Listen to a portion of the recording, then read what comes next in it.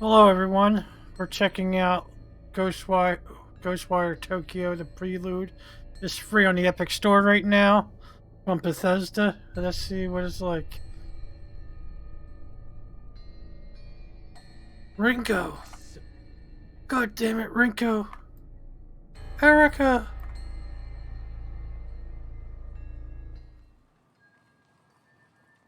No one wants to talk about it. But it's all that's on anyone's mind. Mysterious things are happening around Shibuya. Sightings, attacks, disappearances, fear. How's a kid supposed to be a kid in a time like this? But honestly, Ryota never was really like most kids. He's not usually glued to his phone all day. So a phone picks up. I clicked the Kira. I don't even want to. Some kind of vanishing. Ryota's concerns bring him up to a mysterious case file posted online. It's titled "The Kira Gokia Vanishing." He reads it to himself the best he can. Having tracked another report of the dark fog in the area, I arrived to find it had passed, leaving a dreary rain hanging over the neighborhood. At the scene, we all found were the clothes of the mother and the son, left behind like two molted cicada shells. It's hard to even imagine a parent and her child just gone, precious lives, snuffed out forever. My heart sank knowing that I had failed to protect them. It was the worst feeling I'd ever felt. As if on cue, the rain started pouring down, heavier and heavier. It fell with each passing minute, but I couldn't be bothered to take out the umbrella. That's when the obvious culprits returned to the scene of the crime. A group of monsters. They had umbrellas of their own, as if rain followed them wherever they go. I was furious. I brought hell down onto them at that very moment. They tried to protect themselves with the umbrellas, but I just kept pounding onto them until they were battered and broken. I was exhausted. I could have fallen over at any moment, but my utter wrath just kept me going. As I picked up to leave, I still refused to open up my own umbrella. I just walked away, rain pouring, soaking me to the bone. KK, let's check out the rune. Unable to shake the idea that all the monsters around him, Ryota navigates his phone to a document called the Marunuchi Vanishing. The language is complicated, but he works to understand it. It says, I got a tip on a missing woman from Marunuchi. When you've been a detective for as long as I have, you tend to build up a big network of contacts. The story my character told me that they saw a woman one day, and when the fog rolled in, it blanketed the area, and then poof, she was gone.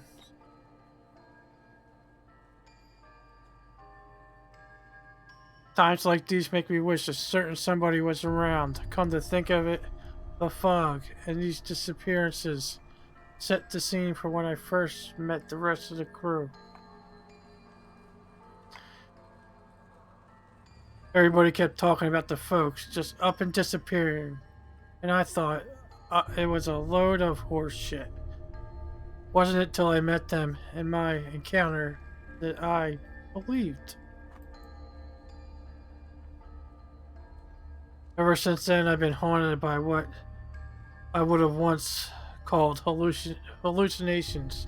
Turns out, to being able to see spirits and monsters isn't a fantasy movie nonsense after all. Guess I should be thankful because otherwise I wouldn't have seen through that monster taking the form of a woman. She made a bunch of red orbs appear that chased me around, but I knew so long as I didn't get myself surrounded, I'd be okay. She was a nightmare to look at, so I put her out of her misery. When I searched the scene, I spotted a woman's handbag. I found the missing lady's ID cards in there. Then I came across some clothes that looked like they would have been hers. They were little they were in a little pile, but the way they had fallen made it clear her body just had vanished. No mistaking whose handiwork it was, either.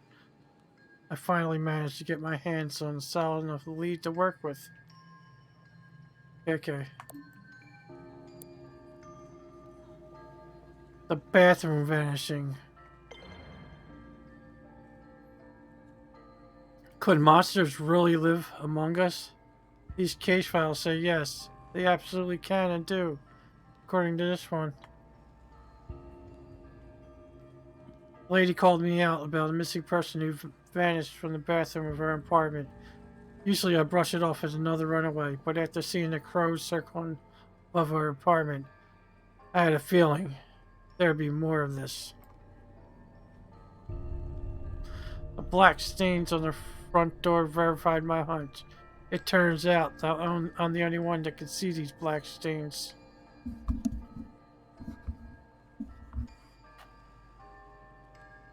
The lady who lived there showed me in, made no signs of noticing it. Showed me the bathtub, gave me the play-by-play of what happened. Her boyfriend was taking a bath longer than usual, and so she went into the bathroom to check on him. When she opened the door, her boyfriend was gone, and for a short instant there was a reflection of an old shrine on the surface of the bathwater. I rubbed my finger on the rim of the bathtub, and there was a transparent, sticky, slime-like substance on it, a reflection of the shrine shown on the water's surface. I need to talk further with my team about this incident to see if things ring any bells. I purged the black stain on the front of the door and left the scene. Poor lady. What will she do now? What can any of us do now? Okay.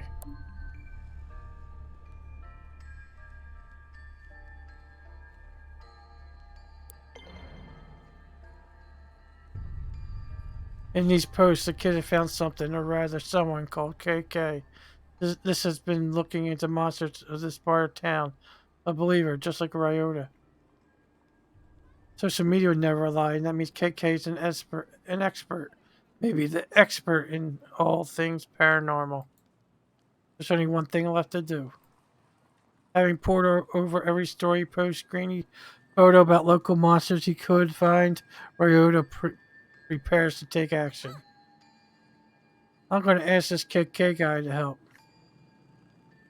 Just gotta figure out where he lives first.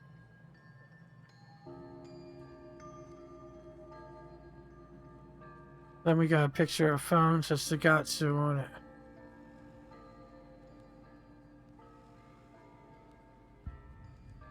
Okay, I click on. I got more stories. I'm gonna click on the Ghostwire.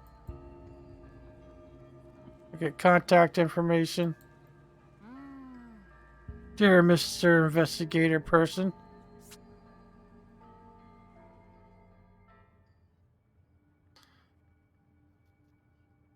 Rinko. Dear Mr. Investigator Person, hello, how are you? I'm not good and I need your help. Monsters got the best of my friend Suzuki. Rico sits up in her chair. She's zeroed in on one of the dozen monitors from across the makeshift command center stuffed in the cramped Tokyo apartment. It happened near the manhole. Please help me get him back. Data flies across the screen, seemingly too much. Charts and graphs, maps and mathematical equations, even social media feeds and open case files. Somehow, through all those screens and all that clutter, Ryota's message catches Rinko's eye. Sounds desperate, but it could just be some bored kid trolling us. Calm and confident, Rinko insists on balancing compassion with skepticism in her analytical approach. On the other hand, that manhole within the vicinity of several recent incidents, maybe he is involved. She knows what she thinks, but she also knows no one can protect Tokyo all by themselves. Trusting your teammates is the only way to keep everyone safe. What do you make of it, Ed? Ed squints and takes a single deep breath as he turns to the screen. He has something to say, but holds it back. Technology is easy, people are hard. Instead of speaking up, he places a small recorder on a desk. He presses play, and the audio begins to roll. Ed turns and walks away. I've heard intriguing stories about so-called manhole girls in Japan. Vengeful ghosts of bully students said to trick other children into following them into the sewer, from where they never return. If any information turns up about such anomalies, I'd be keen to investigate. Though I I speak purely out of personal interest, it might not be enough to make the rest of my team pursue it without further evidence. Okay. Okay, safe to say, you somehow found the time to record something this specific about a single urban legend that you want to look into it. Ed is already engrossed in other work. He doesn't respond. He certainly doesn't notice when Rinku rolls her eyes. He rarely does. Probably the best. We have no idea how to spend your free time, huh, Ed? Eric has been sitting next to Rinko this entire time, listening and waiting for the right time to chime in. And that time is. Want me to check it out? Exclaimed Erica. Yeah. Rinko, I don't think so, Erica. It could be dangerous. What if something happens to you? Erica, seriously, you don't trust me to go out by myself for 5 minutes in the middle of the day? At just 16-year-old Rinko might be the right not to trust Erica on something this dangerous. But Rinko knows that Erica has shown maturity behind her years. She gives Erica an almost sisterly look of skepticism.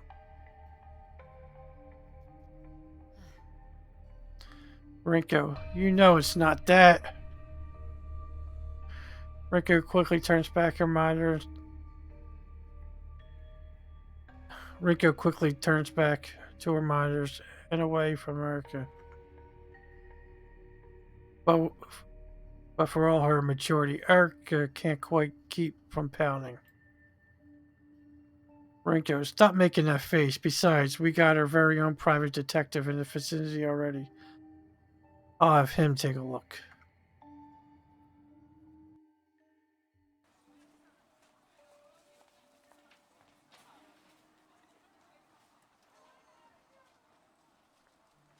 The stall brimming as a wide array of customers eat in relative silence. The only sound they make is the slurping of their noodles.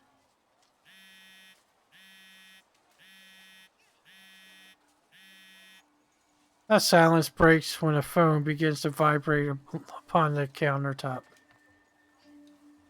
The owner ignores it, choosing to focus on his meal instead. The phone doesn't care about his hunger and continues to vibrate. The phone wins. The peace and solitude have been shattered. This is no way to enjoy noodles. God damn it! The silent diner finally glances at the screen. He begins to mutter himself. Oi, oi. Another case. These people have me working harder than my enemies ever did. Can't even get 5 minutes to enjoy this nice quiet lunch.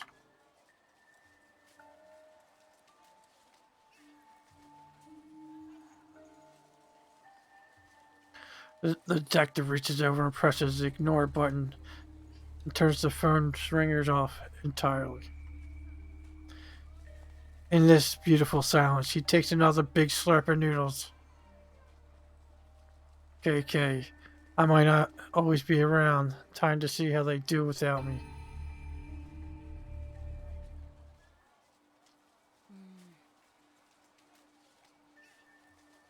Rinko, I think he's ignoring my messages. I know he'll never win. World's most reliable partner. But this isn't really like him. It's not the style for him to turn down a job like this, no matter how minor it might seem. Ed, he pulls this stuff all the time. Probably fine. Erica, if he's involved, it's hard to say what's possible. It could be serious, Ed. I think it's serious, Rinko. Ed, a rumor is simple to verify. It's as far as more likely our friend has already looked into it and dismissed it. After all, the manhole girl legend isn't entirely new. Her energy might be better elsewhere. Rinko, you're right. We got more important things to focus on right now. This time another social media post pops up and grabs Rinko's attention. Reports of a yokai in the form of a double-tailed cat milling about the local convenience store.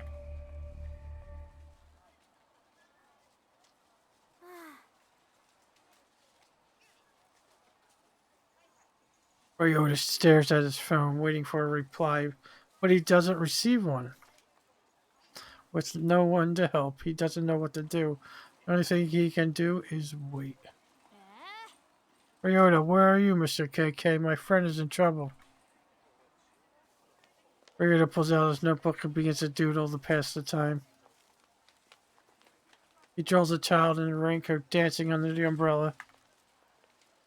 Unless Ryota stops drawing, so he looks up. Someone is approaching from the alley behind the house.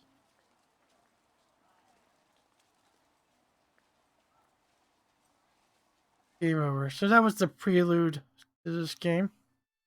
Ghostwire Tokyo, the corrupted case file. So I don't know if it's going to be a visual novel or a full game. It's just a story. We shall find out. You can download this on the Epic Game Store.